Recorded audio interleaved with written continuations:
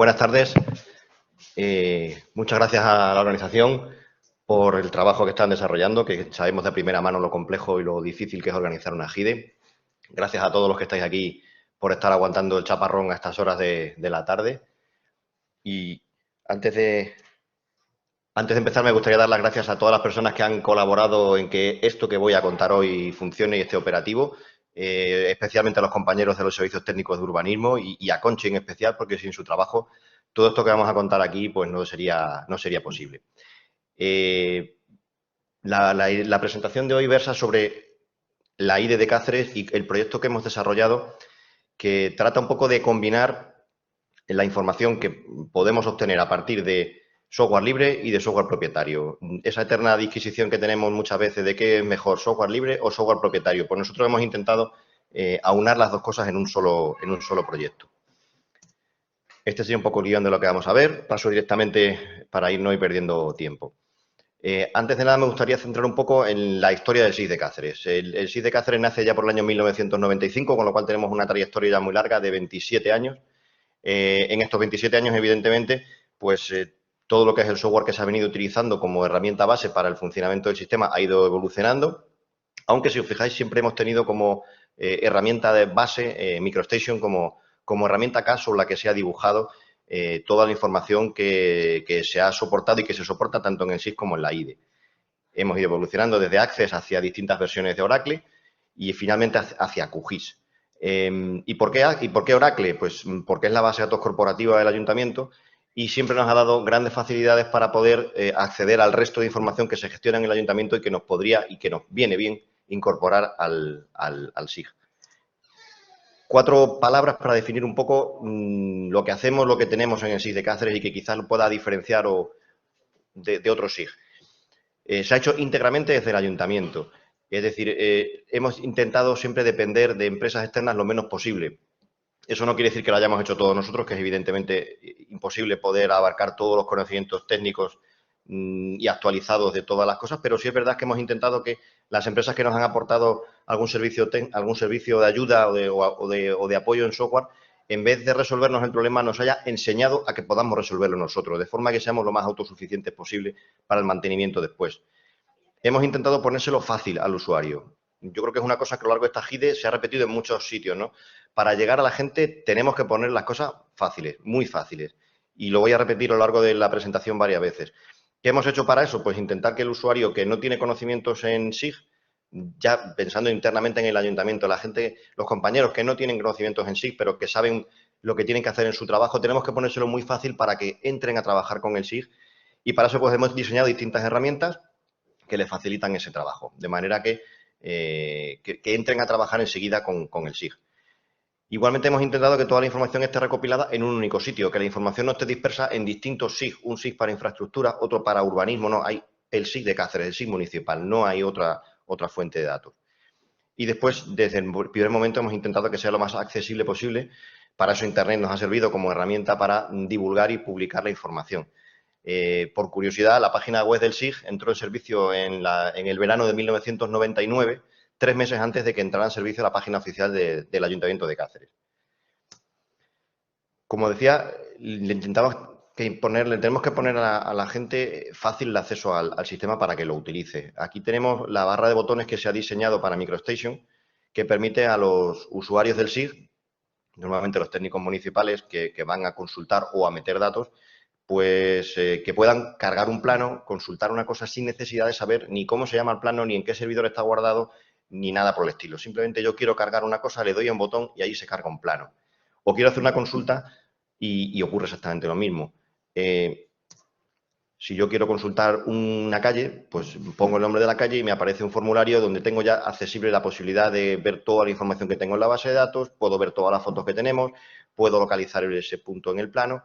Ahora mismo tenemos más de 150.000 fotografías hechas por nosotros mismos de la ciudad que nos permiten ver una evolución histórica de las fachadas de los edificios, de cómo han evolucionado las calles, etcétera. Y todo eso el usuario lo puede ver sin necesidad de tener grandes conocimientos en MicroStation ni en ninguna otra herramienta. Lo mismo, por ejemplo, en el formulario de abajo, pues nos permite cargar todas las cartografías disponibles, sean escaneadas, sean vectoriales, sean de distintos años, de manera que el usuario final se centra en su trabajo y no en buscar la información repartida por por los sistemas. Ahora mismo puede haber más de 10.000 líneas de código programadas en Visual Basic, que es la herramienta sobre la que se programó y sobre la que está programado MicroStation. Pero después también hemos dicho que la idea es compartir información y la forma de compartir información que teníamos hasta la llegada de la IDE, pues era por lo que todos conocemos, ¿no? Te entrego un archivo en DWG o en DGN o en el formato que sea. Con la llegada de las infraestructuras de datos espaciales, nuestra evolución fue hacia la IDE. Todo lo que tenemos en el SIG que sea publicable, que no tenga datos protegidos, pues está pasando a la infraestructura de datos espaciales para que esté disponible para todo el mundo en distintos formatos, siguiendo con todos los estándares. De hecho, nosotros mismos nos realimentamos de nuestra propia IDE. Todos nuestros visores, la app Cáceres View, que está en servicio desde el 2014, o el Open Data, en la parte que se alimenta de información geográfica, se nutre de la información que proviene de la infraestructura de datos espaciales, de la IDE. Visto en niveles, este sería un poco el esquema en 3 niveles de funcionamiento de nuestro sistema. En la parte más baja sería donde se produce la información, donde se crea la información, y para eso hasta ahora venimos trabajando con MicroStation y con Oracle como sistema. Después hay una capa de colocar la información para ponerla a disposición de los demás, de compartir, que ahí ya empezamos a utilizar software libre, y una parte final que también está básicamente programada en software libre, donde ya se visualiza y se ven los resultados de todo ese proceso. La idea que nosotros planteamos en este momento es esa parte de abajo, ese núcleo de abajo donde se crea la información, ¿merece la pena continuar trabajando con software propietario? ¿Debemos pasar a software libre? Es una pregunta que tiene múltiples respuestas. ¿Podemos trabajar con QGIS o seguimos trabajando con MicroStation y Oracle? El trabajar con el sistema propietario que tenemos y que seguimos manteniendo a día de hoy, pues tiene muchas ventajas porque tenemos muchísimas líneas de código programadas. Pero es que también es la herramienta con la que están acostumbrados los técnicos a trabajar y a dibujar en los últimos 20 años.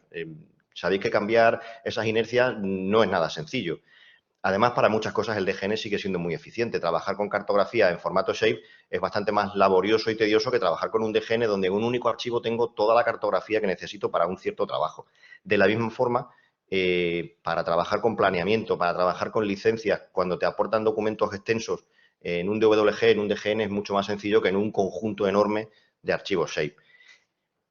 Y también, por otra parte, el acceso desde Oracle a Oracle es mucho más sencillo. Tenemos programadas no solamente en Visual Basic, sino también en JavaScript muchas rutinas que hacen consultas contra la base de datos de Oracle que habría que reprogramar si lo pasamos a otro sistema.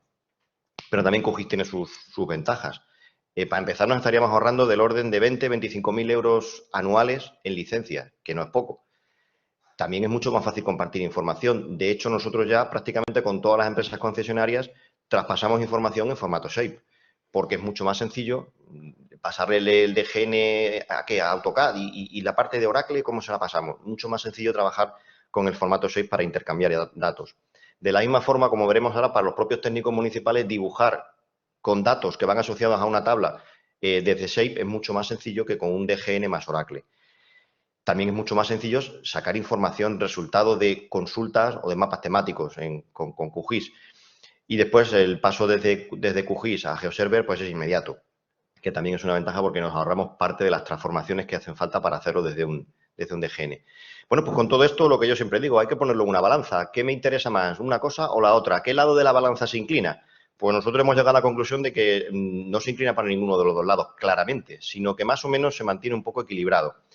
Y entonces lo que nos planteamos es, ¿y por qué no mantenerlo en los dos sistemas? En los dos sistemas podemos aprovechar las ventajas de cada uno de los dos, mantener la información duplicada en el sentido de que está en los dos formatos, pero siempre con eso que pongo ahí, sin trabajar doble. No tiene ningún sentido que trabajemos doble o que la información se mantenga duplicada, pero no se actualice en uno de los dos sistemas de manera que puedan quedar descompensadas las actualizaciones. Y aquí es donde planteamos el sistema híbrido que queremos comentar y que queremos contaros hoy, ¿no? Y lo vamos a poner con casos prácticos que además están en servicio y en funcionamiento desde hace ya año y pico. La gente que trabaja en urbanismo pues se dedica a hacer informes de planeamiento, de licencias, de actividades, de urbanismo, de todo lo que tenga que ver con el área de servicios urbanos. Bueno, pues lo que hacemos es que se dibuja el contorno de la zona afectada por cada uno de esos expedientes. Y eso se dibuja en un archivo personal, porque cada uno tiene que tener su shape donde tiene que trabajar, no pueden trabajar todos en el mismo a la vez. Lo que hacemos es que automáticamente por las noches hay una rutina que actualiza toda esa información, la pasa a MicroStation, la pasa a Oracle, lo enlaza entre los dos y además lo convierte a QGIS y lo añade al archivo correspondiente según el tipo de expediente. Por ejemplo, puede haber, bueno, y todo eso siempre de forma totalmente transparente al usuario. El usuario no sabe lo que está pasando por la noche, solo sabe que por la mañana ya está todo colocado en su sitio. La idea es que cada usuario pueda estar trabajando y dibujando sus expedientes del tipo que sea y que una rutina se encargue todas las noches de coger esa información, extraer de qué tipo de expediente es, pasarlo a su DGN correspondiente, asociarlo a su tabla correspondiente y de ahí convertirlo al shape que le corresponda y añadir esa información al shape final de licencias, de actividades, de planeamiento, de urbanismo, de lo que sea. Y para eso lo que hemos hecho, bueno, pues no salto, es una serie de rutinas programadas que son archivos BAT, que lo que hacen es ejecutar distintas tareas de procesos FME. Básicamente todas siguen la misma idea. Primero una copia de seguridad por lo que pueda pasar, que siempre pasa alguna cosa de vez en cuando. Una primera parte que lo que hace es extraer la información del shape personal y pasarlo a los DGN, Oracle, etcétera. Y además, aprovechando que ya estamos haciendo ese proceso, vamos a enlazarlo con la base de datos corporativa y vamos a enlazarlo con el proceso de administración electrónica, el Maitao. En Maitao, la administración electrónica está en servicio en el ayuntamiento desde hace aproximadamente año y medio. Desde hace año y medio toda la documentación se tramita exclusivamente en soporte digital, ya no existe el papel para nada, con la ventaja que tenemos de poder tener toda esa información, toda esa documentación en soporte digital. Lo que hacemos es enlazarla desde QGIS, ¿vale? Y en este proceso aprovechamos para hacer todos esos enlaces que se necesiten. Y un último paso que es volcar toda esa información de la tabla de Oracle más en MicroStation a QGIS. De tal forma que al día siguiente el último paso es dejarle ese HP personal vacío para que volvamos a empezar con la rutina. De esta forma, bueno, ahí tengo parte de algunos de los procesos FME, que creo que no es el objeto de hoy de poder contarlos, pero si alguien está interesado, que no dude en preguntarnos o en ponerse en contacto con nosotros.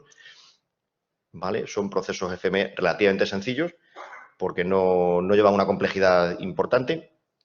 Y un poco un ejemplo práctico, alguien dibuja esa parcela, ahí ha entrado una licenciadora mayor para hacer una reforma, entonces el técnico lo único que hace es dibujar el contorno de la zona afectada por la parcela, que generalmente coincide con la parcela catastral, no siempre, pero generalmente sí, y lo único que guarda es el identificador del expediente, li, no sé qué, y una breve descripción del asunto del expediente. Al día siguiente lo que se va a encontrar es que cuando habla de archivo de licencias ya tengo mi expediente ahí cargado y además tengo cargado ya todas las acciones necesarias para que yo pueda abrir el expediente en la base de datos de urbanismo o directamente abrir la administración electrónica. En este caso, por ejemplo, puedo abrir ya directamente la base de datos. En la base de datos cada sección ha ido incorporando la información que ha considerado oportuna para completar ese expediente y además puedo enlazarlo con la tramitación electrónica, con lo cual ya puedo ver desde la documentación que entró por el registro hasta la última notificación que se ha hecho al usuario y todos los informes, todos los pasos que ha tenido ese expediente en el ayuntamiento. Pero también puedo verlo desde MicroStation. Lo mismo que estaba viendo en QGIS, lo estoy viendo en MicroStation y puedo hacer exactamente el mismo tipo de trabajo. Hay gente que sigue trabajando con MicroStation, cada vez menos, porque la mayoría de la gente ha visto las ventajas y la facilidad de QGIS y casi todo el mundo está utilizando QGIS como herramienta de consulta. Pero todavía se sigue trabajando en QGIS, en MicroStation. De hecho, nosotros el callejero lo seguimos actualizando desde MicroStation. El caso del callejero es a lo que queremos llegar en una segunda parte. El callejero se actualiza todas las semanas de forma automática, igual, pues de la misma forma con un proceso repetitivo en el que se hace la copia de seguridad, se pasa toda la información de la base de datos Oracle a formato QGIS. Pero además hay una segunda parte que es, ya que lo tengo en QGIS, lo voy a transformar a KML, a GJSON, a todos los formatos que tengo de descarga en la IDE, se actualiza en la IDE y además se actualiza en GeoServer. De tal forma que todos los sábados por la mañana, a las 2 de la tarde, se lanza esta rutina, el callejero queda actualizado para todas las herramientas que dan soporte desde el ayuntamiento. Todos nuestros visores, la app, todo queda actualizado de forma totalmente automática y transparente al usuario. Ahí, bueno, pues también uno de los procesos FME en los que se realiza esta tarea. ¿Qué ventaja tengo con todo esto? Pues que todos los técnicos del servicio de urbanismo, cuando tienen que informar sobre alguna cosa, pueden cargar todas las capas del servicio que se están programando, lo que tenemos ahí de disciplina, de actividades, de licencias, de tal forma que cuando pinche en un punto de una parcela va a poder saber un poco, desde que se lleva digitalizando cosas aproximadamente hace 10 años, todos los expedientes que han habido, que ha pasado por esa parcela catastral puede acceder desde ella a todos los documentos que estén digitalizados, que obviamente no son todos porque la administración electrónica solo lleva 2 años, con lo cual habrá cosas que estén digitalizadas, pero otras no. Pero sí tiene información de todos los expedientes que han pasado por ahí para que se haga una idea de la historia de esa parcela antes de poder informar o de tomar decisiones sobre la misma. Esto es un poco el resultado de los trabajos que se llevan realizados. Si os fijáis, no sé si se verá porque es muy pequeñito, empezamos a trabajar con este sistema en marzo del 2020, justo 15 días antes de que nos encerraran en casa con el tema de la pandemia. Contrariamente a lo que pueda parecer que durante la pandemia se hizo poco o se hizo menos o no se pudo trabajar, si os fijáis, el pico de trabajo máximo se produce durante los 3 meses que estamos encerrados en casa. ¿Por qué? Pues porque los técnicos de urbanismo, al no poder avanzar en su trabajo de seguir sacando expedientes del día a día, se dedicaron a digitalizar información antigua. Con lo cual, se llegaron a digitalizar hasta 800 expedientes al mes, cuando ahora la media está entre 120 y 140 expedientes al mes. Entonces, la pandemia nosotros, contrariamente a todo lo que pueda haber pasado, pues nos vino bien para este trabajo. Entonces, al final, ¿qué hemos conseguido? Pues de ese esquema en 3 niveles que teníamos, hemos conseguido variar la parte de abajo de tal manera que, en vez de utilizar software propietario exclusivamente, utilizamos software libre y software propietario simultáneamente. De cada uno tenemos las ventajas que podamos sacar y, combinando toda la información, al final hemos conseguido mantener un sistema híbrido que permite trabajar de una forma cómoda a todos, cada uno con lo que mejor conoce y con lo que mejor trabaja. Para terminar, ¿en qué estamos trabajando ahora? Pues en seguir poniéndoselo más fácil todavía al usuario. Uno de los problemas de QGIS inicial, cuando uno empieza a trabajar con QGIS, es que tiene que saber dónde está guardado el archivo shape. Si el archivo shape no tiene definido un color, un estilo o un tal, tengo que dárselo. Si tengo que tener las acciones programadas para que cuando yo dé al botón derecho me saque un desplegable y me permita abrir una foto o consultar un dato. Vale, pues vamos a ponérselo fácil al usuario. Vamos a crear una serie de plugins, que es lo que hemos hecho aquí, crear distintos plugins. En concreto, aquí tenemos desarrollados ya 2. Uno para buscar, que permite al usuario buscar por calle y número, por distintos sistemas de proyección con coordenadas o por referencia catastral, tanto urbana como de rústica. Le permite cargar información sin tener que preocuparse ni siquiera de si tiene cargado previamente el archivo del callejero. Le da a buscar y directamente, si no está cargado, se carga automáticamente.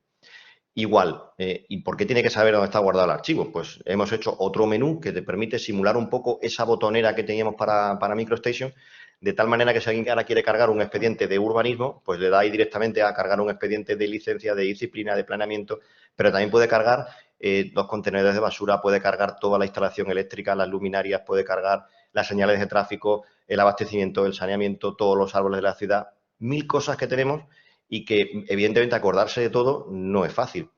Con la ventaja, además, de que tú lo cargas cuando lo necesites. Uno de los problemas que tiene, por lo menos que nosotros hemos encontrado con QGIS, es que cuando empieces a tener muchísimas capas de información, muchas veces se ralentiza tanto que se vuelve un poco inestable. Bueno, pues aquí la idea es tener cargado siempre lo menos posible. Como tengo un menú rápido que me permite cargar la información sin acordarme de dónde estaba guardada, pues directamente lo cargo cuando lo necesite. Y cuando no lo necesito, lo quito. Esa ventaja creo que es muy importante porque hace que el usuario se sienta más cómodo, no tiene que andar preocupándose de toda esta problemática de dónde y cómo se llaman los archivos. Igualmente, lo que queremos es seguir avanzando en la programación de las tareas, que toda la información de actividades, de licencia, de todo lo que hemos comentado que se está actualizando por las noches, también se actualice en la infraestructura de datos espaciales. Pero además no solo eso, y lo que creo que se ha hablado mucho tiempo durante la GIDE, y por qué no también actualizarlo en Open Data. Ya tenemos algunas rutinas de prueba que actualizan también la información en Open Data, porque si yo lo puedo actualizar en la IDE, lo puedo actualizar en Open Data. La idea de todo esto es que se lo pongamos siempre muy fácil al usuario y muy fácil a los técnicos, que trabajen lo menos posible en perder tiempo en dibujar, poner datos y tal, porque esa mayoría de información está ya en otro sitio, se puede recuperar, se puede vincular lo que han dibujado y de esa forma todos acaban ganando, sobre todo en agilidad y en eficiencia. Y bueno, pues muchas gracias, obrigado y a vuestra disposición.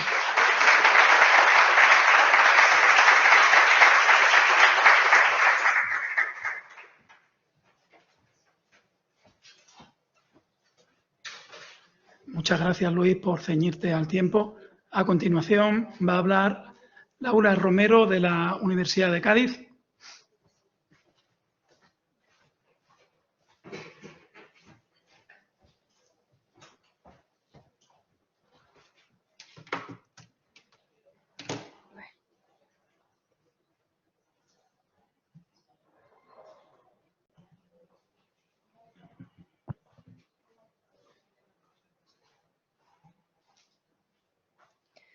Vale, pues buenas tardes, soy Laura Romero, profesora de la Universidad de Cádiz e investigadora del Grupo Termotecnia de esta Escuela Superior de Ingenieros de Sevilla.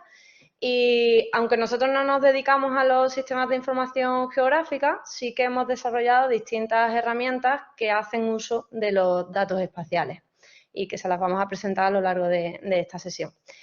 Una de estas herramientas es una que hemos desarrollado con el objetivo de poder hacer mediciones de la isla de calor. En esta presentación, primero vamos a ver qué es exactamente la isla de calor urbana. Voy a comentar brevemente cuáles son las distintas metodologías en las que se puede medir esta isla de calor y vamos a describir cuál es la aplicación que hemos desarrollado y el dispositivo. Pues bien, en cuanto a la isla de calor urbana, básicamente es un fenómeno que sucede en las ciudades principalmente por el hecho de que en las ciudades se retiene más calor. Ese calor que se retiene en las ciudades, pues lógicamente hace que las temperaturas sean más altas si las comparamos con el medio ambiente rural, como pueden ver en la figura, y se debe pues, a diversas razones, por ejemplo, el hecho de que se usan materiales con una alta capacidad de almacenar calor, como el asfalto. Y aparte, por el hecho de que tenemos una cierta generación de calor en las ciudades, ya sea por el calor que generamos los humanos, el calor debido al tráfico, también debido a los equipos, etcétera. Luego todo eso ocasiona que en las ciudades haya unas temperaturas más altas y que en casos como por ejemplo aquí en Sevilla en verano, pues podamos llegar a temperaturas incluso por encima de los 40 grados. En el caso en concreto de Sevilla, si por ejemplo queremos medir esa zona, nosotros estamos ahora mismo arriba a la izquierda, que esa sería la Cartuja, pues si quisiéramos medir esta otra zona, que sería el centro de Sevilla, las temperaturas, luego diré cómo lo hemos medido, tendrían más o menos este aspecto. De manera que la medición de la isla de calor nos puede permitir saber en qué zonas se está en más riesgo debido a esas altas temperaturas. Pero esto no es siempre fijo, depende de la hora del día, depende del día del año, depende de las condiciones climáticas, depende de muchas cosas. ¿Cuáles son las formas en las que se puede medir la isla de calor? Pues hay principalmente tres formas. Una es usar imágenes de satélite, en este caso pues podríamos tener imágenes como la que ven ahí en la pantalla, pero tienen el problema de una baja resolución espacial, aunque últimamente las imágenes son de más resolución y se puede llegar a escalas más bajas, ¿no? Más precisas. También se tiene una baja resolución temporal, es decir, yo no puedo, mediante imágenes de satélite, tener medidas a las 10, a las 11, a las 12, a las 1 de la mañana. No sería posible en este caso. Otra opción serían las estaciones climáticas. En este caso sí podemos tener medidas continuas en el tiempo, pero las medidas solo son representativas de la zona donde esté la estación climática. Si nos alejamos de ella, las temperaturas pueden variar mucho y por lo tanto esas medidas no serían representativas. Y la tercera opción es la de los transectos móviles. Los transectos móviles básicamente consiste en realizar rutas, ya sea a pie o mediante un vehículo o una bicicleta, y tener un sensor de posición que nos sea capaz de decir cuál es la localización con latitud y longitud y a la vez el dato de la temperatura. De esa manera se puede tener una alta resolución espacial, una baja resolución temporal, sin embargo, porque las medidas serían cuando se hiciera ese transecto, pero se puede cubrir más área que en el caso de las estaciones climáticas. Para de alguna manera, puesto que ninguna de las tres soluciones es óptima, poder tener las ventajas de varios de esos métodos, pues se han desarrollado diversas investigaciones, como por ejemplo el desarrollo de modelos que se aprovechan de hacer transectos y a la vez tener datos de una estación climática para obtener datos continuos en el tiempo en la ciudad.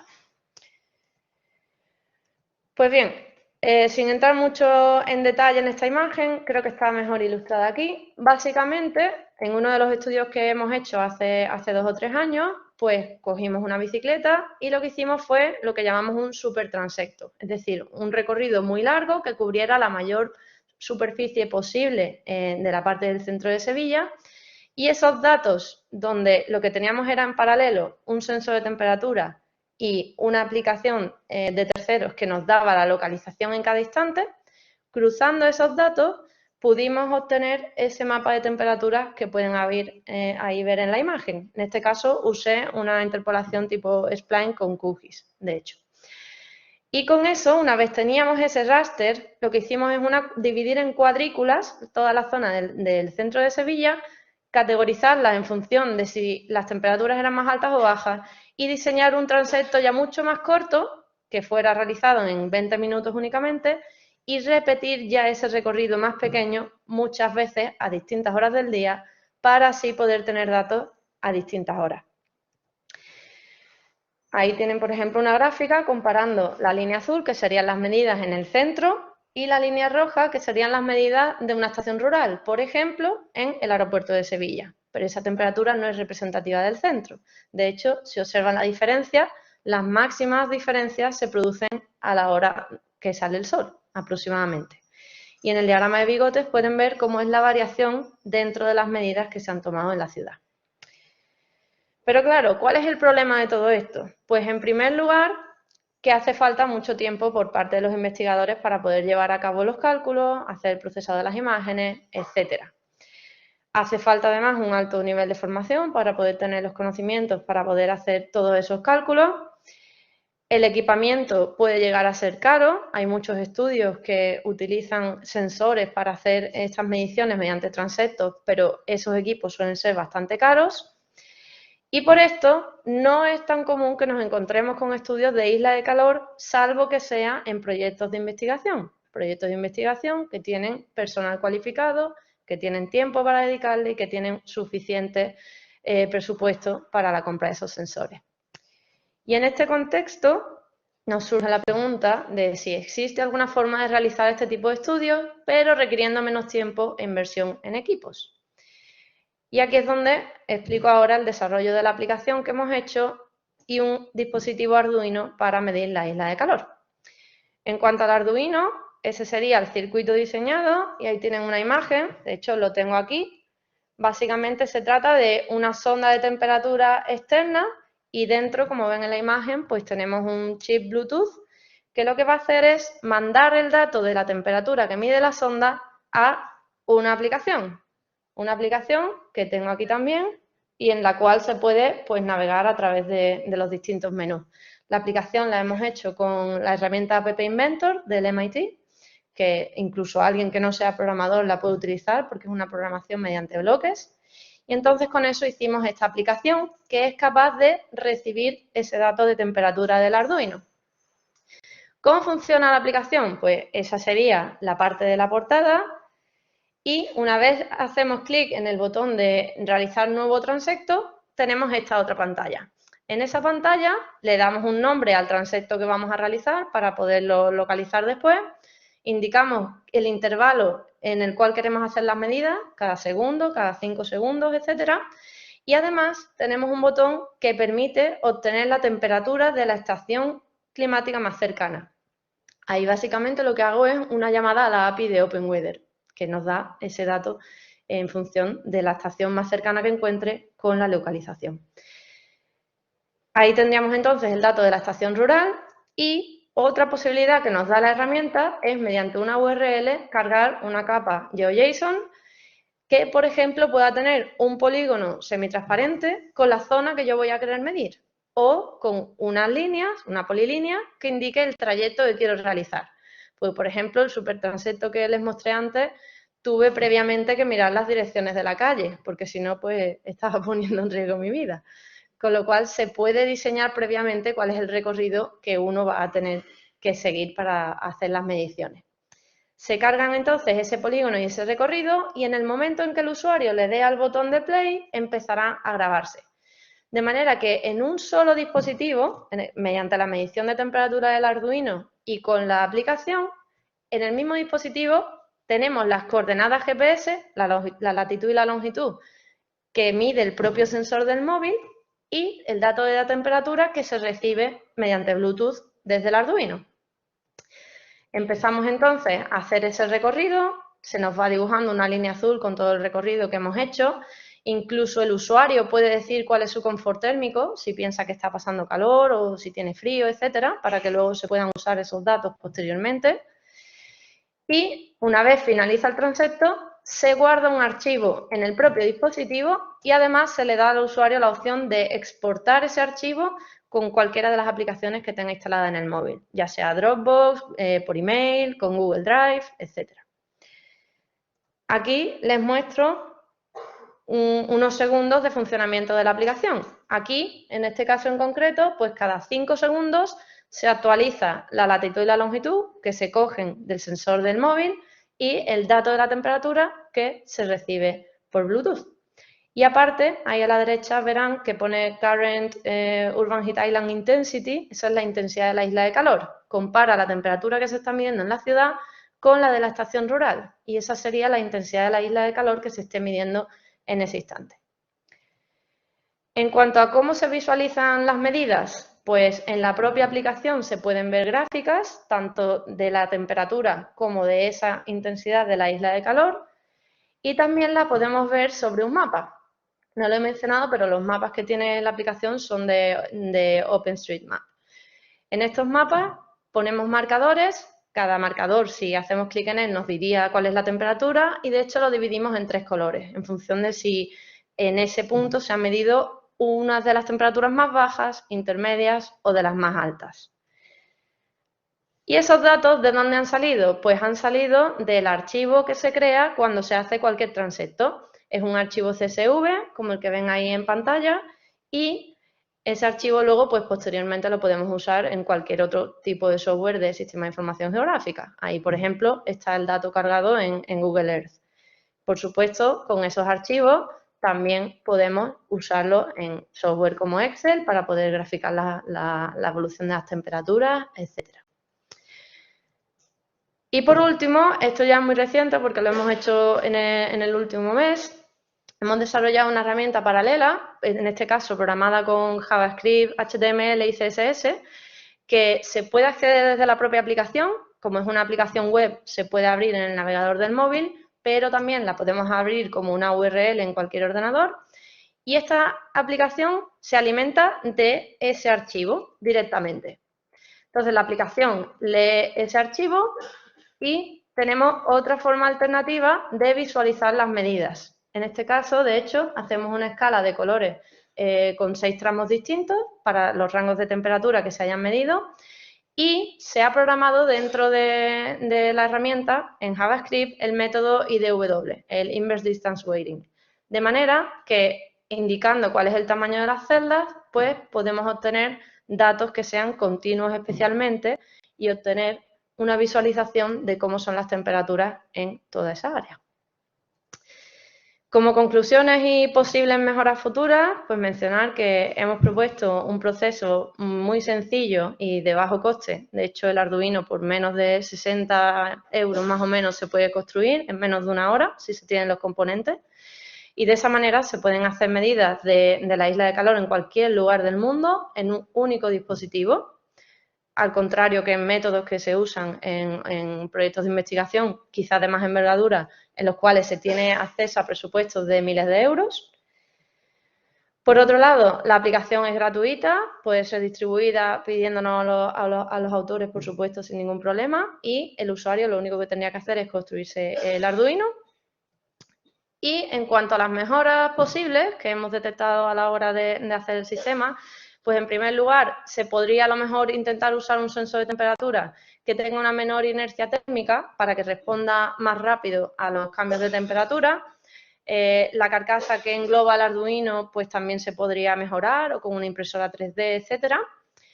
También se podrían añadir, por supuesto, otro tipo de sensores. Aquí medimos temperatura, pero se podría medir humedad, se podría medir la calidad del aire y todos esos datos tener a la vez la geolocalización. Y por último, me gustaría mencionar la posibilidad de crowdsourcing. De hecho, en una de las ponencias de esta mañana se ha hablado de la SensorThings API, etcétera.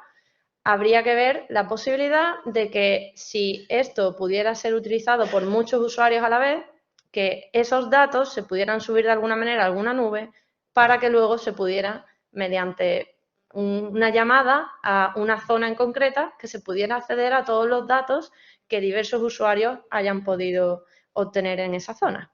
Pero bueno, como digo, eso ya son posibles ideas futuras que se nos han ido ocurriendo.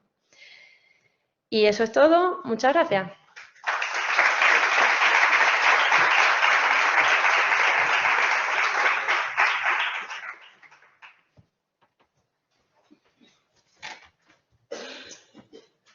Muchas gracias, Laura. Te veremos luego. Te toca otra. A continuación vienen Jacinto Fernández, del CENIC, y Santiago Prieto, del Instituto Geográfico Nacional. Os dejo con ello.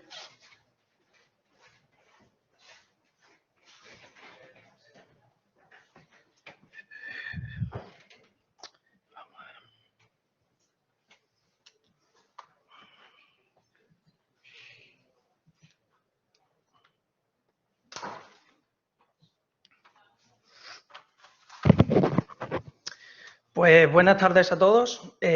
Somos Jacinto Fernández y Santiago Prieto desde la tarima. Luego también está Ana Pozuelo Ortega, que aunque esté en el público sin su ayuda, no hubiera podido salir este proyecto, sin dudarlo. Y queremos presentar el producto, como su propio nombre indica, cartografía vectorial para móviles. El nombre no nos hemos complicado mucho la vida, la verdad. Entre los dos vamos a seguir los siguientes pasos en nuestra presentación, que bueno, un poco presentación objetivos, datos de partida y software necesario. El primer paso, la transformación de información, base de datos a JSON. El segundo paso, la obtención de PBF, la simbología, que esa parte la hará Santi. El cuarto paso, la obtención de producto final y las conclusiones, que también las hará mi compañero. Presentación y objetivo del proyecto. En sí, pues nosotros, bueno, en mi caso nos dedicamos al tema de aplicaciones móviles y en 2020 se nos presentó el siguiente proyecto y se nos dijo que sí se podía hacer.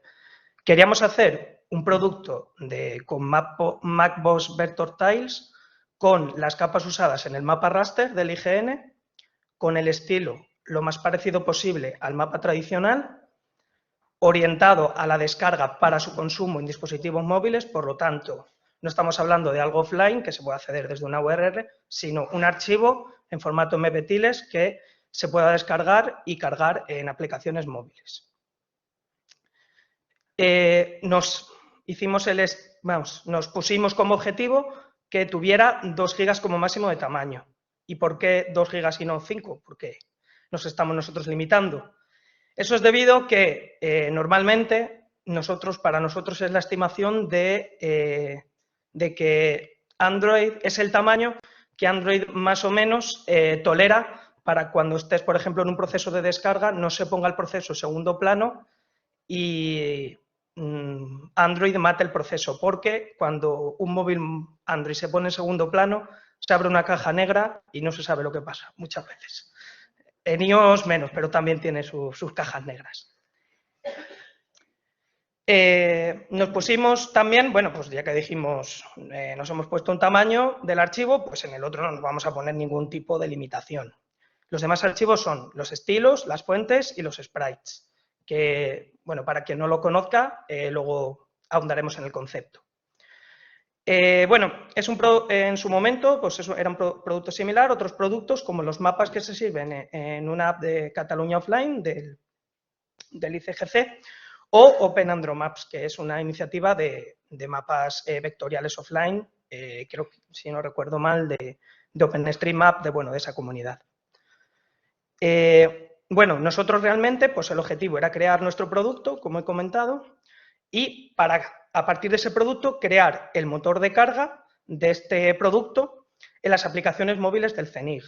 Ahora mismo estamos en el proceso final de pruebas después de 2 años y seguramente en las siguientes versiones va a estar disponible en las aplicaciones Mapas de España, que para quien no lo conozca es una aplicación del CENIG libre y gratuita, disponible en Android y App Gallery de Huawei, y también va a estar en Mapas de España básico, que también es gratuita y está disponible en Android, en dispositivos iOS y en dispositivos de Huawei, a través de su motor, de su buscador App Gallery. Aquí hay una imagen del mapa raster, de cómo queríamos que se pareciera nuestro proyecto, nuestro estilo. Bastante ambicioso cuando empezamos. Y llegamos a la parte, bueno, de datos de partida y software necesario. Los datos de partida era acceso a la base de datos PostGIS de SAFE, del sistema de información geográfica en el que se crea el mapa raster, también fuentes secundarias. Teníamos también toda la información que nos proporcionó el IGN, las normas de edición del mapa topográfico nacional 25.000 y toda su simbología, filtros, colores. También, muy importante, el archivo de prioridades, porque ahora veréis son un montonazo de capas y claro, hay que establecer prioridades de qué se ve primero y de qué se ve, es mapa base y qué capas hay por encima, y también del etiquetado.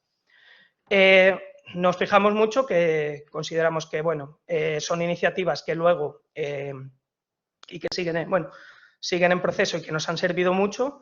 El proyecto que Mapa Base Higo, que realizaron compañeros de CENIG y de Rioja y que ha seguido evolucionando, y luego también la documentación de Cataluña Offline. El software necesario, ya se ha hablado en otras ponencias, nosotros queríamos crear Mapbox Vector Tiles, pues usamos el TypeCanoe, que crea tilesets vector desde GeoJSON, GeoBuff o CSV. Es de Mapbox, código abierto. Luego también usamos unas herramientas adicionales que tiene el propio TypeCanoe, que es el TileJoin, que permite juntar, fusionar MBTiles y es bastante interesante. Luego también usamos OGR2OGR para extraer la información de la base de datos y transformarla a GeoJSON. Usamos los drivers de PostGIS y GeoJSON. Luego también el Maputnik, que es un visualizador para crear estilos de Mapbox de forma interactiva. Una librería de BigHub, que es Sprite0, para crear sprites de forma sencilla. Aquí estoy mintiendo, de forma sencilla no, porque nos costó mucho.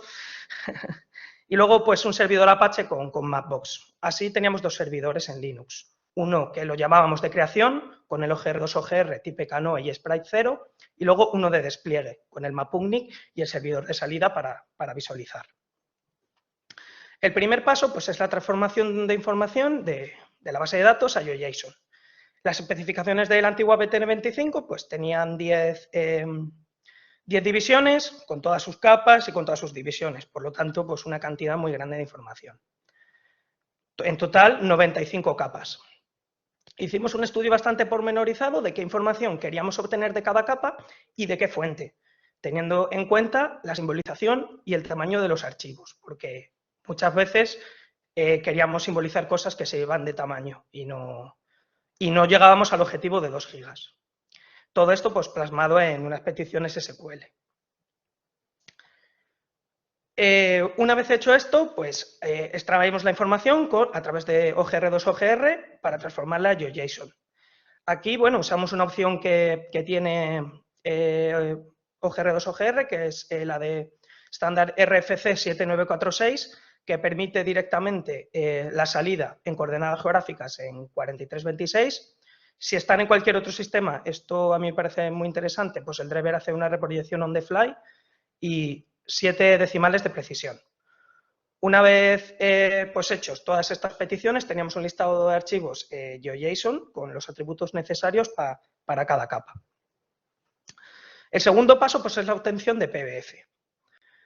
Así, pues hicimos un estudio muy exhaustivo de los niveles de zoom, de creación y simbolización de PBF de cada una de nuestras capas.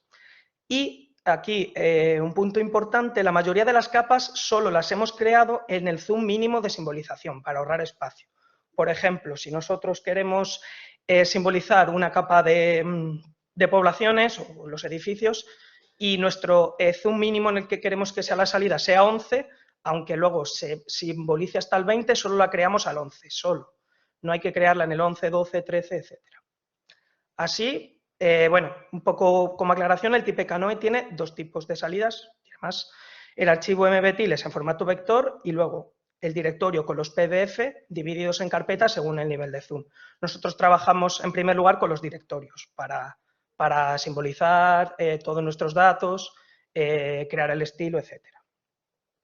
Así, bueno, pues pongo un ejemplo de las peticiones que hicimos, la ruta de salida, la capa de hitos, es un ejemplo, pues se hace del 3 al 12, como he comentado, la mayoría se hacía en el zoom mínimo, pues en este caso, en el ejemplo, pues sería 3. Y luego, bueno, pues una serie de propiedades que, bueno, siempre, sobre todo, para intentar ahorrar el máximo espacio posible sin perder calidad de visualización. El segundo paso es que hemos creado también como base un archivo de sombreado que va por debajo de nuestro MP-Tiles vector y pues, que permite pues, ver el relieve y obtener una mejor visualización. ¿Cómo lo hemos hecho? El proceso ha sido descargar el MT25 con ficheros ASCII y bueno, hemos usado GEDAL y una herramienta también de GitHub que es RGBify para codificar como RGB. Hemos usado distintas herramientas que son GEDAL Build VRT para obtener Virtual Datasets, GEDAL WAR para hacer el mosaico y el RIO RGBify de TIFF a MBTile directorios. En este caso, en vez de servir PDF, se sirve en PNG. Se crea un archivo MBTiles PNG que va por debajo. El tercer paso, vamos a la simbología. Aquí le cedo la palabra a mi compañero Santiago, que es el que se curró el trabajo con Ana Pozuelo. Vale, muchas gracias, Jacinto. Buenas tardes. Pues nada, ahora mismo le vamos a exponer cómo se ha realizado el tema de la simbolización para la consecución del proyecto Cartografía Vectorial para Móviles. Y bueno, pues para poder llevar a cabo esta simbolización hay que tener en cuenta que se van a simbolizar tanto elementos puntuales, elementos lineales y elementos superficiales, además del tema de toponimia, porque la toponimia también nos ayuda a clasificar poblaciones, parajes, etcétera.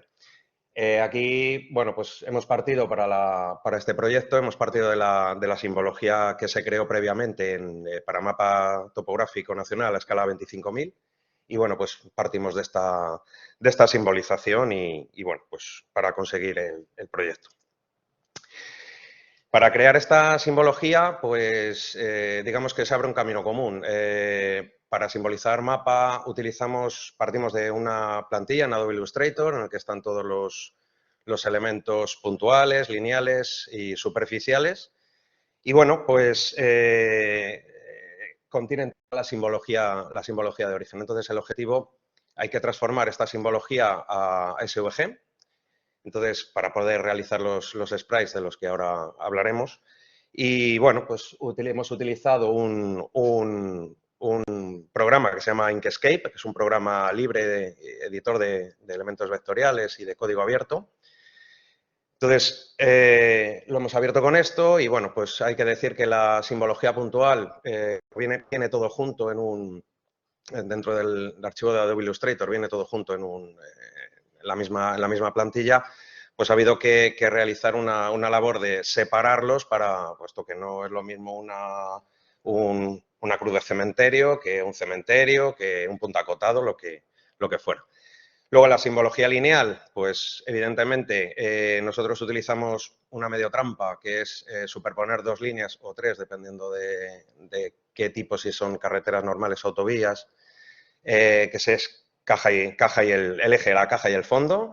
El eje son las autovías y la caja es, digamos, las 2 líneas negras que van por fuera y el fondo, pues lo de dentro, el relleno, ¿no? Y luego la simbología superficial, que son los coberturas y usos del suelo, que, bueno, pues normalmente llevan un relleno y un patrón, que es bastante complicadillo porque, bueno, pues es un patrón compuesto y había que medir muy bien la tesela para que no se rompiera.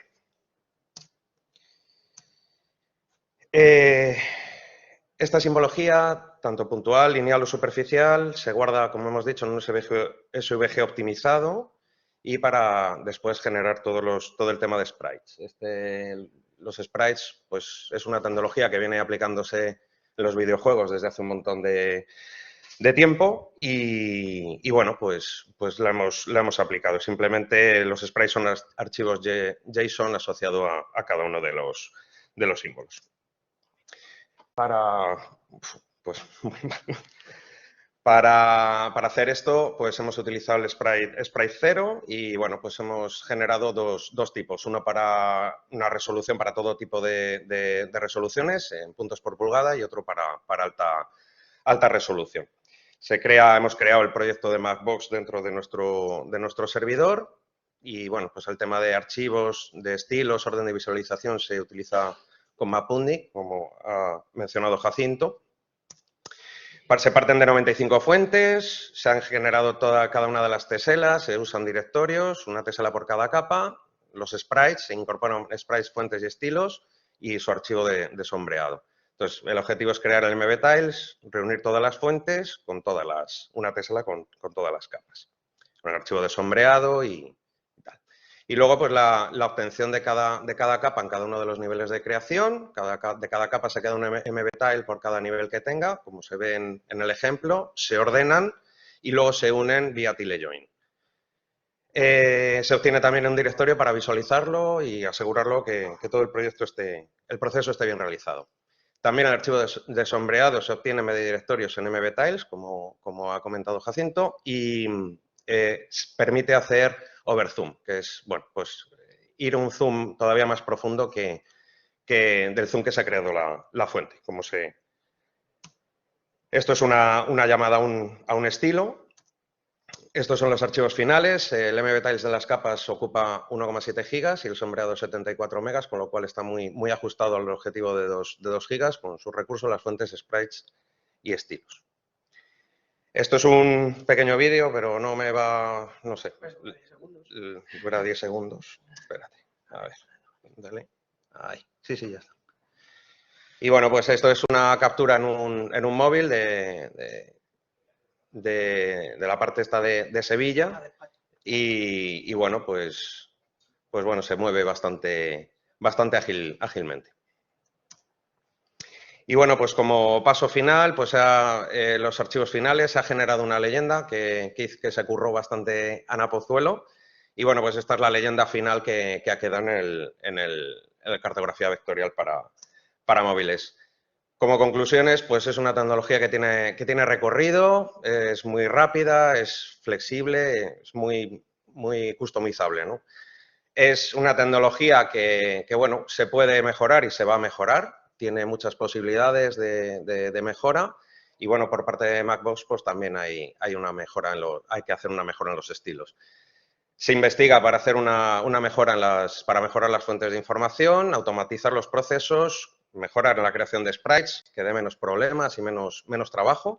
Y bueno, pues recibir un feedback del usuario, pues para nosotros es muy importante para poder mejorar el producto. Así que nada, muchas gracias.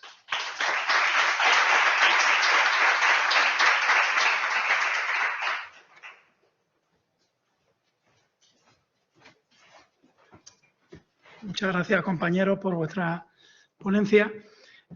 A continuación, damos paso a Maripaz Montero, de la Universidad de Sevilla. Maripaz.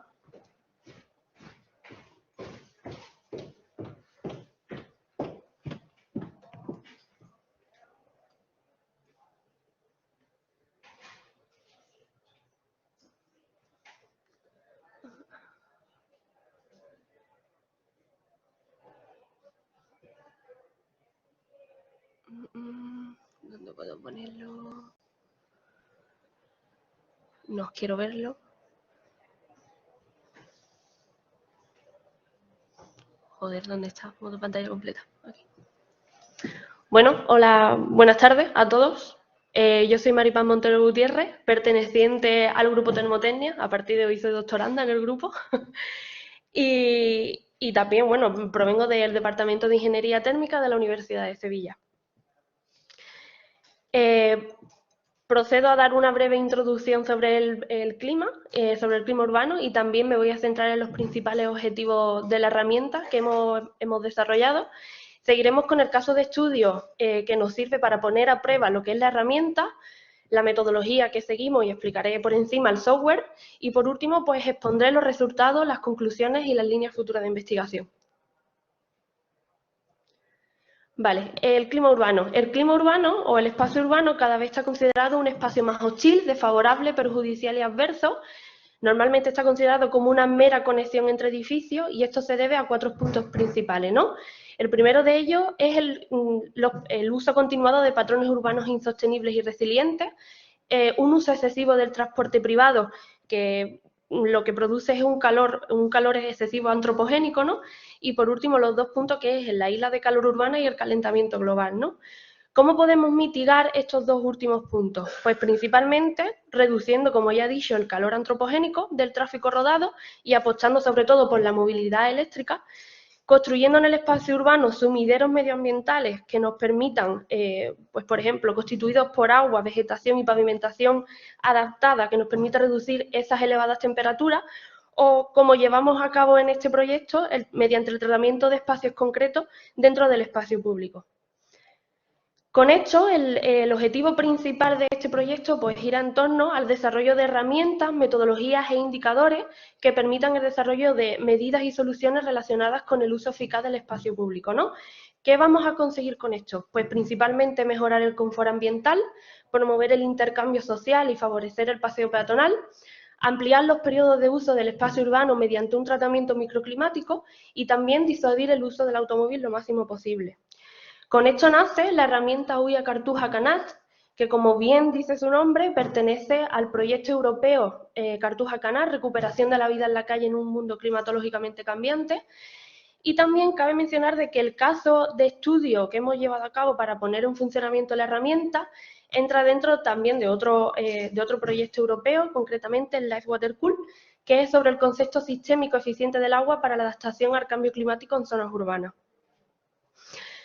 Comenzando con el caso de estudio, este caso de estudio tiene ubicación en la Avenida de la Cruz Roja, concretamente en la plaza del Colegio de Educación Primaria Arias Montano de Sevilla, y como podemos ver en el recuadro blanco, la plaza se caracteriza por no tener sombra, ¿no? Tiene muy poco arbolado y, claro, pues hecho en periodos de verano, por ejemplo, las temperaturas son excesivas y no apetece estar en la calle, ¿no? Por lo tanto, la propuesta de este proyecto es plantar un mayor número de árboles, como podemos ver en la imagen de la izquierda, también establecer un banco que echa aire previamente acondicionado, y también tenemos a la izquierda del todo, que a lo mejor no sé si lo podéis apreciar, a la izquierda del todo tenemos una fuente con una barrera que nos permite tener una barrera evaporativa, ¿no? Asimismo, en la imagen de la derecha, en el recuadro rojo que presento, también se han planteado una serie de parasoles que, a medida de que van creciendo los árboles, nos permitirán adaptarnos a lo que es la zona, ¿no? Adaptar la sombra. Aquí muestro lo que sería la plaza del colegio Arias Montano, donde a medida de que vayan creciendo los árboles iremos eliminando los triángulos equiláteros que forman lo que es el hexágono de la cobertura, para poder permitir crear un espacio natural y que, bueno, disminuir las temperaturas y hacer un espacio confortable, ¿no? En cuanto a las coberturas, pues, por ejemplo, las coberturas, cada uno de los hexágonos, crea una sombra de 30 metros cuadrados de superficie y está formada por lamas optimizadas para poder bloquear la radiación directa, ¿no? En cuanto a la metodología, pasando a la metodología, os presento la barra principal de la herramienta, donde como toda herramienta, los 3 primeros botones para definir un nuevo proyecto. Seguimos con una base de datos que en el grupo está considerada como un catálogo de elementos urbanos. Y bueno, nos dará información de elementos urbanos como cobertura, pavimentos, árboles, etc. Ahora lo veremos. Seguimos con la definición de datos, donde el primer módulo tenemos los datos climáticos, donde el usuario podrá definir lo que son las temperaturas, las humedades o la velocidad del viento. El módulo de estancia, que es uno de los más importantes, ya que aquí es donde definimos la zona de estancia, el caso de estudio. Los datos operacionales, que nos permitirán definir lo que es los datos referidos a la persona y a la actividad metabólica que tiene en el momento. Y por último, las tecnologías, ¿no? Que las tecnologías pues, nos definirán lo que es el aire entrante previamente pretratado. Todos estos datos de entrada serán utilizados por un motor de cálculo para dar las soluciones, ¿no? Las soluciones a la zona de estancia propuesta. Todo esto lo veremos pues, en el módulo de análisis de datos. Comenzando por la base de datos, aquí podemos ver una pantalla tipo, concretamente la de coberturas, pero esta pantalla es análoga para el resto de los elementos urbanos. Por ejemplo, aquí lo indico, hay pavimentos, coberturas, árboles, fachadas y pantallas. Aquí el usuario tiene a su disposición todas las propiedades radiantes de los elementos, así como su tipología o características geométricas, y en el caso de que alguno de los elementos no se corresponda con las necesidades del propio usuario, pues seleccionando la parte de nueva cobertura en el árbol, puede introducir la que desee y también con los botones implementados a la derecha del todo de información, guardar, eliminar o modificar, podrá almacenar el nuevo elemento. Pasando a la definición de datos, el primer módulo es el de datos climáticos, donde podremos especificar la localización, el día y mes de estudio y las variables climáticas, como por ejemplo la temperatura máxima y mínima, la humedad y la velocidad del viento. Cabe destacar de que en todas las pantallas se han habilitado un botón de valores por defecto y de ayuda en el caso de que el usuario necesite, pues bien, como bien dice la palabra, ayuda para poder definir lo que son todos los datos que se muestran. Siguiendo con el módulo de estancia, pues aquí, como ya he dicho, y es muy parecido al que acaba de enseñar nuestra compañera Laura, está realizado en Google Maps y lo que nos pretende es definir lo que es la zona de estancia, ¿no? Dicha zona de estancia se divide en diferentes celdas donde podremos definir el tipo de pavimento, ¿no? A la izquierda, como podemos ver, tenemos una leyenda de colores y asimismo también podremos definir todos los elementos urbanos que se recogen en la base de datos. Por ejemplo, los círculos rojos representan los árboles, los triángulos en forma de hexágono que van formando hexágonos son las coberturas y las líneas negras que vemos alrededor de ellos forman las fachadas o las pantallas. Pasando a los datos operacionales, el usuario podrá definir lo que son los datos referidos, por ejemplo, al propio ocupante, ¿no? El peso, la altura, la actividad metabólica, el tipo de vestimenta que lleva en ese momento y también definirá lo que es la densidad de ocupación. Concretamente, también puede definir una ponderación temporal, que es marcando en aquellas horas del día donde la estancia se encuentra habitada. Y por último, en la parte de definición de datos tenemos las tecnologías, donde se definen los conductos enterrados y los estanques de disipación. Podremos pues, definir los caudales, las eficiencias de la maquinaria utilizada y las temperaturas de los terrenos de alimentación del agua, ¿no? Para poder definir, por fin y al cabo, lo que es el aire aportado a la zona de estancia que ha sido pretratado, ¿no? Por último, una vez que tenemos todo lo que son los datos de entrada definidos, y pasando por el motor de cálculo, tendremos las soluciones en el módulo de análisis de datos. Aquí, pues el usuario podrá representar o graficar la variable que desee. Concretamente, nosotros siempre solemos graficar los índices de confort PET y CONFA. Y como se puede ver en la parte de la izquierda de la derecha, ¿no? En la parte inferior izquierda, la zona de estancia aparece coloreada en función de la variable que se haya elegido y de un código de colores. Se ha puesto a prueba, como ya he comentado al principio de la presentación, se ha puesto a prueba la presente herramienta con el caso de estudio de la avenida de la Cruz Roja y lo que se pretende es analizar es el índice de confort PET. Para ello hemos propuesto diferentes casos de estudio. El caso 1 se refiere al estado actual, es el que representa la imagen de la izquierda. Como podemos ver, representa a la perfección la imagen que pusimos antes. Y en la plaza existen pocos árboles, pocas zonas de sombreamiento y no existen coberturas. En el caso 2 y 3 consideramos el efecto de los árboles y el efecto de introducción de aire pretratado. Concretamente, el caso 2 y 3, la única diferencia es la introducción de aire. Como se puede ver en la imagen de la derecha, hemos incluido un mayor número de árboles. Aquí podemos ver los resultados obtenidos. Como se puede ver y como era de esperar, en el caso 1, pues la zona está totalmente en disconfort, en las horas principales no se puede estar en la calle porque el índice PET nos dice que las temperaturas son bastante altas. En el caso 2 hemos podido reducir el indicador promedio en torno a 2,5 grados, sigue estando en disconfort, mientras que en el caso 3, cuando introducimos aire, pues podemos ver de que el indicador promedio ya se encuentra entre los valores de confort, ¿no? Por debajo del indicador superior, ¿no? El indicador promedio es de 26 grados. Pero claro, como sabemos, los árboles no crecen de un día para otro y debemos de plantear las diferentes coberturas que hemos dicho anteriormente. En el caso 4 se plantea el estado reformado de la plaza teniendo en cuenta las coberturas y en el caso 5 también tenemos las coberturas pero introduciendo el aire pretratado. Aquí podemos ver los resultados de los diferentes casos. En el caso 4 podemos ver de que está en disconfort, mientras que en el caso 5 ya volvemos a cumplir con el índice, ¿no? Con el índice PET. Pasando a las conclusiones y a las líneas futuras de investigación. Pues gracias a la herramienta hemos podido optimizar el diseño medioambiental de un espacio concreto o nos permite realizar eso.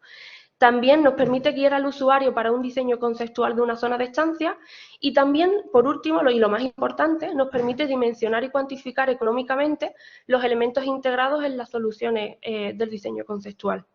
En cuanto a las líneas futuras de investigación, pues como ya he dicho anteriormente, lo que es la herramienta o el módulo de estancia está realizado en Google Maps, que por desgracia es de pago, y queremos implementar o ya estamos implementando un nuevo programa que permite utilizar un visualizador IDE o también incluso la base de datos. Y por último, ya no es tanto una línea futura de investigación, sino es una realidad. Este proyecto a finales de mes se procede a licitar. Así que vamos a poder trabajar ya sobre la plaza propiamente dicha. Y con esto, pues muchas gracias por vuestra atención. Estoy dispuesta próximamente a resolver vuestras dudas. Gracias.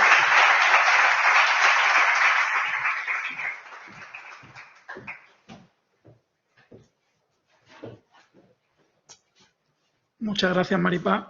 Creo que estamos en tiempo, o casi en tiempo.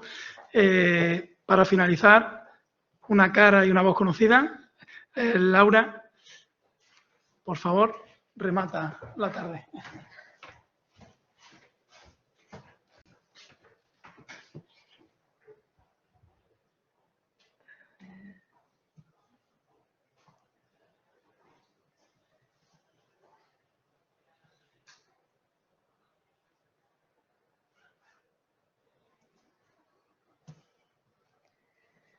Vale, pues buenas tardes de nuevo. Prometo que esta ya es la última. Ahora ya no traigo chismes. Bien, les voy a comentar ahora otra aplicación que hemos desarrollado y en este caso va a ser para la modelización geométrica de edificios. Antes de nada, voy a dar un poquito de información sobre el contexto energético actual. Vamos a hablar sobre cuál es la importancia de considerar no solo los edificios a nivel individual, sino aumentar la escala. Y vamos finalmente a explicar el funcionamiento de la herramienta de simulación de distritos que hemos desarrollado. Bien, pues primero vamos a ver cómo estamos. ¿Cuáles son algunas de las claves del futuro energético? Pues en primer lugar, una de las claves va a ser que se desarrollen las tecnologías de almacenamiento de energía. Ya sabemos que tenemos distintas formas de almacenar energía, el almacenamiento eléctrico, pero que obviamente tiene sus problemas. También podríamos hacer almacenamiento térmico, incluso utilizando la propia masa de los edificios.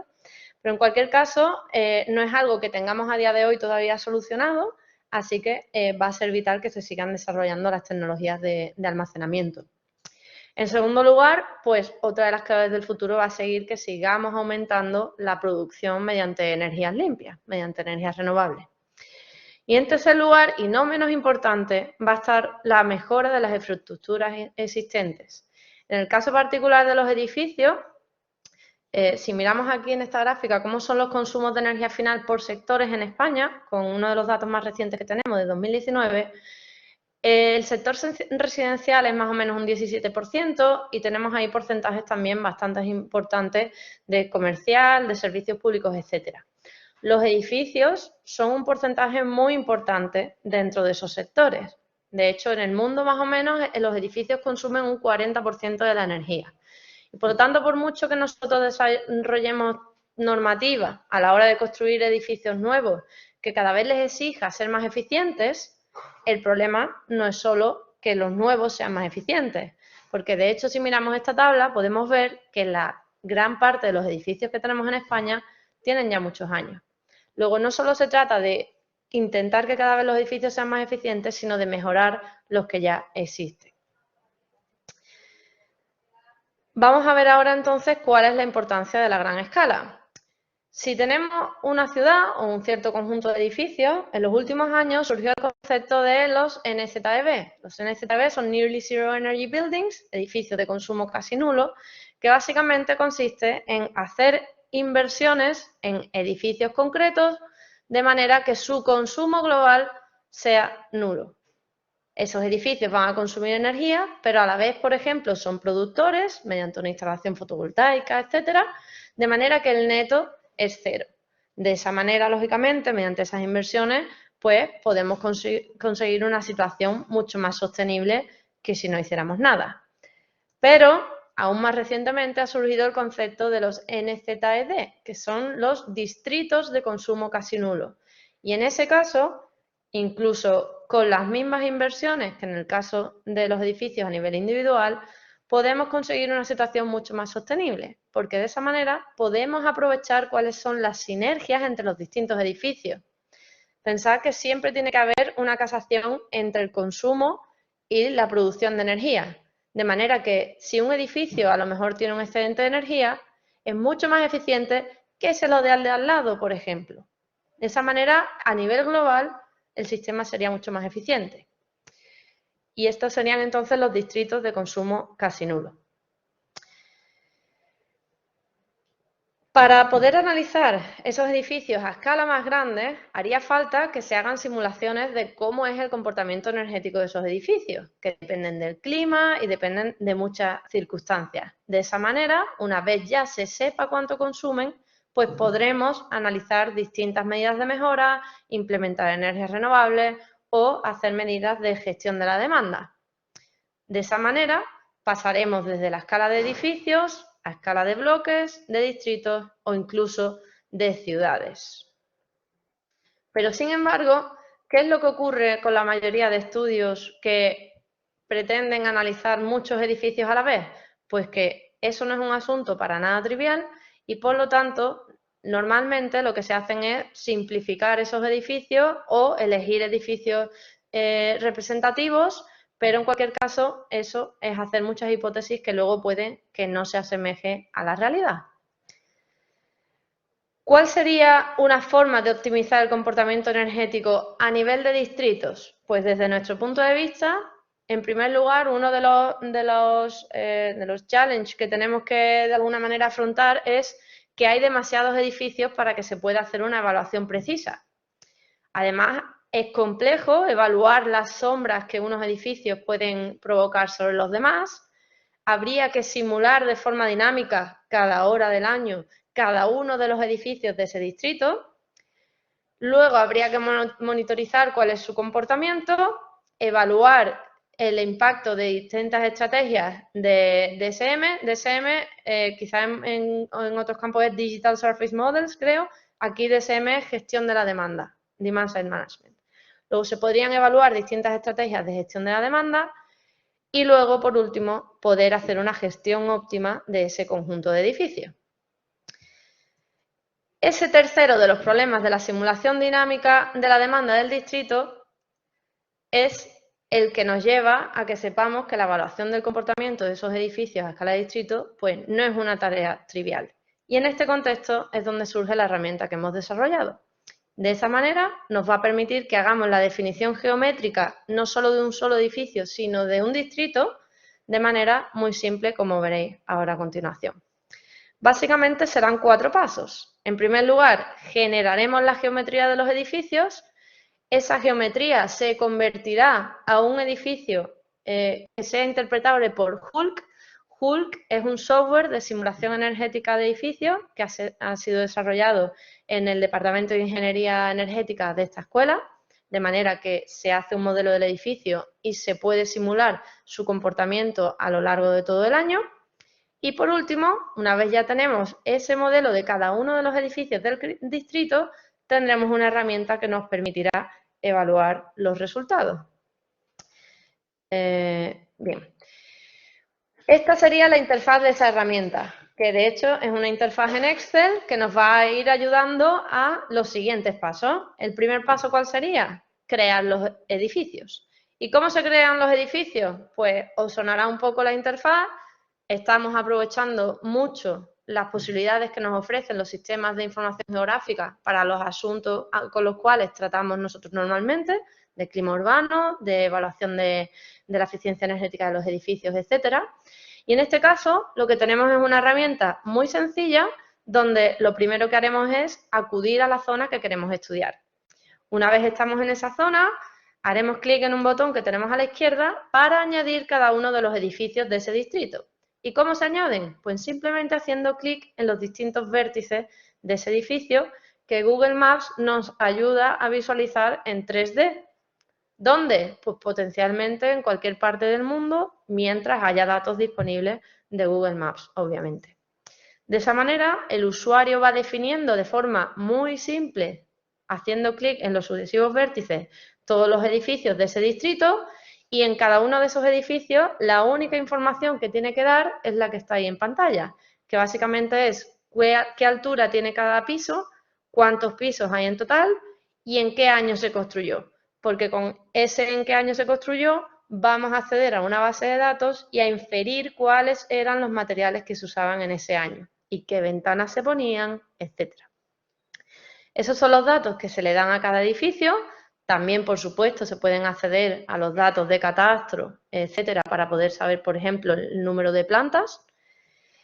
Y en cuanto a otros edificios que hay a los alrededores y que, por supuesto, van a ocasionar sombras sobre el nuestro y que van a influir en su comportamiento energético, pues en ese caso, si yo esos edificios los quiero tener en cuenta, pero no los necesito calcular, lo que haré es añadir esas líneas negras haciendo simplemente clic en el punto inicial y final para indicar que ahí habrá una pantalla.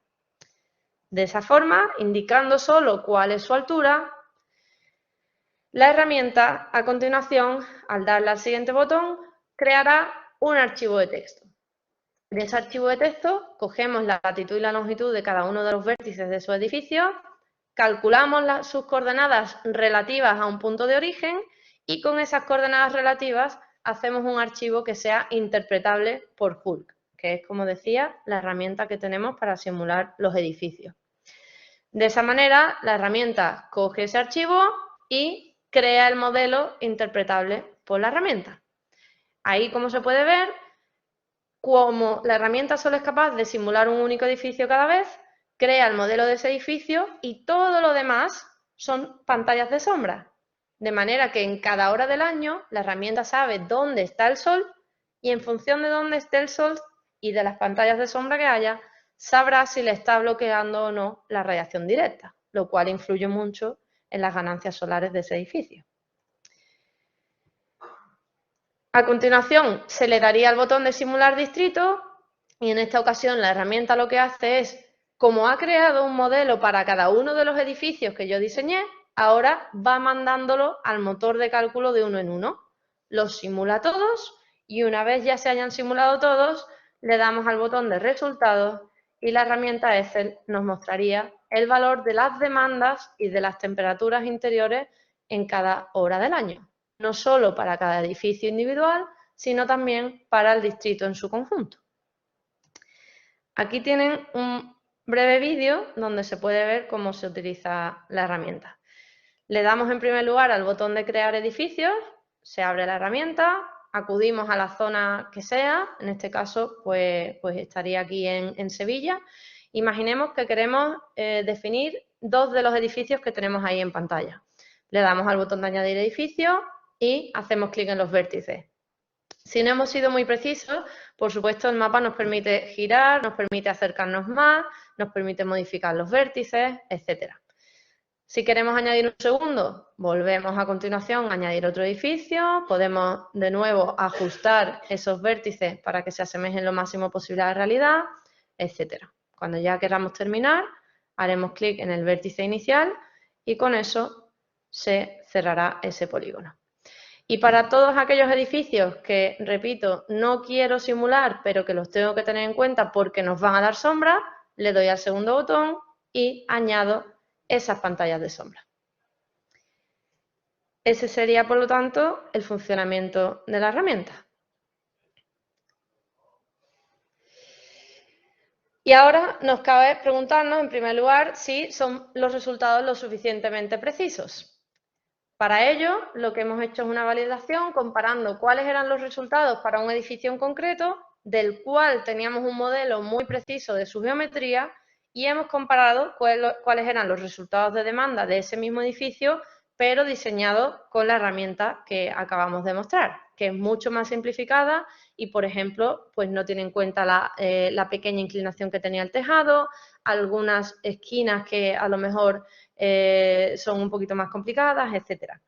Comparando los resultados de ambos casos, pues como se puede ver en la imagen, los resultados eran bastante parecidos. De hecho, tenían un R² de casi 0,99 y con lo cual, pues, aunque sea un modelo simplificado, lo podemos dar como válido, sobre todo como primera aproximación para simular el distrito, porque el tiempo que se requiere para hacer el modelo con QGIS, con esta herramienta, son unos minutos, básicamente. Mientras que para hacer el modelo detallado tenemos que tener acceso a los planos del edificio, a la construcción real, a muchísimos datos, lo cual, pues, obviamente consumiría muchísimo tiempo. Como conclusiones y posibles trabajos futuros, pues en primer lugar mencionar que hemos identificado cuáles son las ventajas de la escala urbana cuando queramos conseguir ahorros energéticos importantes en el futuro. Hemos desarrollado una herramienta web que es capaz de simular distritos de forma muy sencilla, como han podido ver, utilizando la disponibilidad de datos de Google Maps en este caso. Hemos mostrado una validación de los resultados, de manera que se puede ver que los resultados son suficientemente precisos. Y la herramienta permite crear la geometría de los edificios y los distritos de forma rápida, reduciendo en gran parte el esfuerzo de los usuarios. Por último, en el futuro, ¿para qué podría usarse la herramienta? Pues, por ejemplo, para comparar los resultados de distintas estrategias de mejora, no solo para un edificio, sino para el distrito entero, de forma mucho más sencilla que teniendo que diseñar cada edificio individualmente. De hecho, en la ponencia de antes de la comida que ha habido en el salón de actos, una de las cosas que ha dicho uno de los ponentes es que hay una necesidad de herramientas que sean fáciles de aplicar y mediante las cuales se puedan evaluar distintas alternativas. Y de esa manera podemos aprovechar esta gran disponibilidad de datos de información geográfica. Y con esas herramientas se puede facilitar mucho la toma de decisiones, que es una de las claves. En este caso, pues con esta herramienta nos facilita mucho esa toma de decisiones que han mencionado en la ponencia, en el caso concreto de analizar qué medidas pueden ser mejor implementar en los edificios a gran escala. Y eso es todo. Muchas gracias.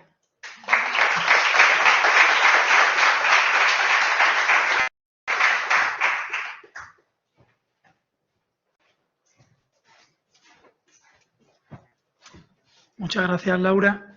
Ahora se abre un turno de preguntas por si algún asistente tiene alguna consulta que realizar. Hemos tenido una tarde con un poquito de software libre, un poquito de software propietario, desarrollo propio. Y bueno, yo creo que ha sido bastante interesante. No sé si no hay ninguna pregunta. Sí. ¿Con micro o audio?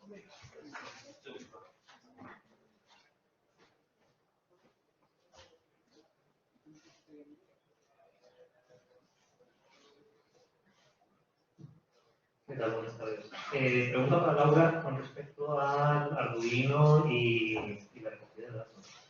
Me sorprende un poquito que hayáis decidido el separar el sensor de localización, el GPS, del sensor térmico.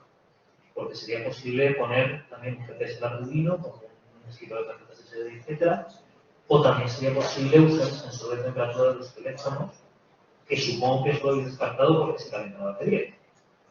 Y también, me viene a la mente, sería posible usar a través de Canon Bus los sensores de vehículos. Entonces, ¿por qué? ¿Qué proceso de pensamiento habéis realizado para acabar con esta arquitectura del sensor con Arduino? Vale.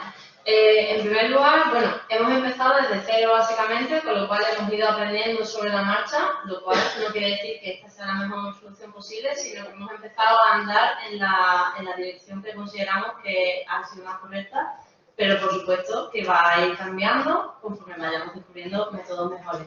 En el caso del GPS, no lo vimos necesario pues precisamente porque los propios smartphones ya todos tienen un sensor de GPS, con lo cual nuestro objetivo, que era diseñar un dispositivo de bajo coste, hubiera requerido un sensor adicional con un clúster. Con lo cual, básicamente fue por aprovechar que los propios móviles ya tienen dicho sensor. Pero el teléfono es un coste. Sí, pero claro, pero la hipótesis es la enorme disponibilidad de smartphone que tenemos ya hoy en día, donde prácticamente todo el mundo lo tiene. No haría falta comprar un móvil para poder hacer ese tipo de estudios, porque cualquiera tenemos un móvil ahora mismo disponible, o en la gran mayoría de ocasiones. Como digo, siempre puede haber alternativas, por supuesto. Y la segunda pregunta era, perdona. Campus y sensores embarcados en vehículos. Sí, esa posibilidad pues, también se podría hacer, por supuesto. No la hemos tenido en cuenta, pero se podría hacer, claro.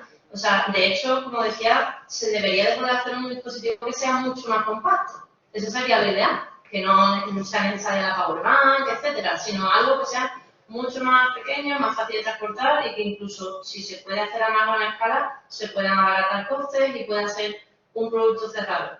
Pero bueno, todo esto hay que ir avanzando. Como digo, este es el primer trabajo en esta línea que hemos hecho y por supuesto pues caben muchas posibilidades de mejora todavía.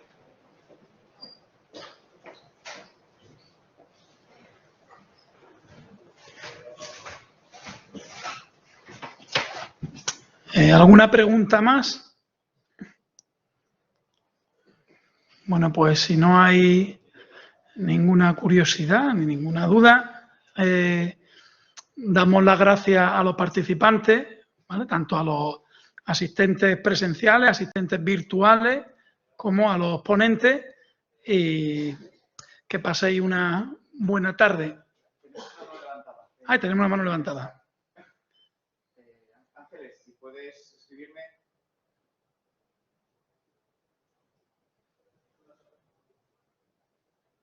Sí, Ángeles, por favor, escríbeme en el chat la pregunta.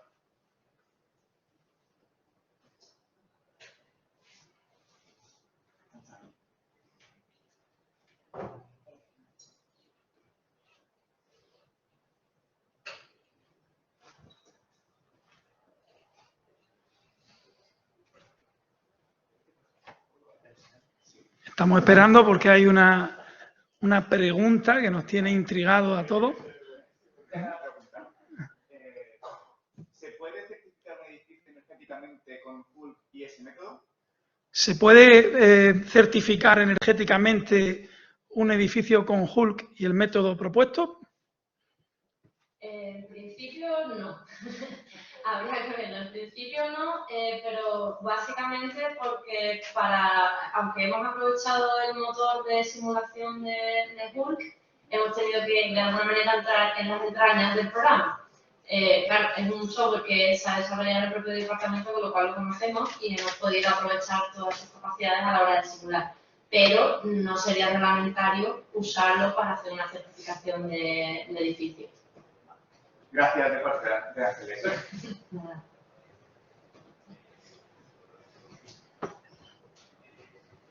Bueno, pues seguimos con lo mismo, software propietario, desarrollos propios, ¿vale? Propietario o desarrollado por los investigadores.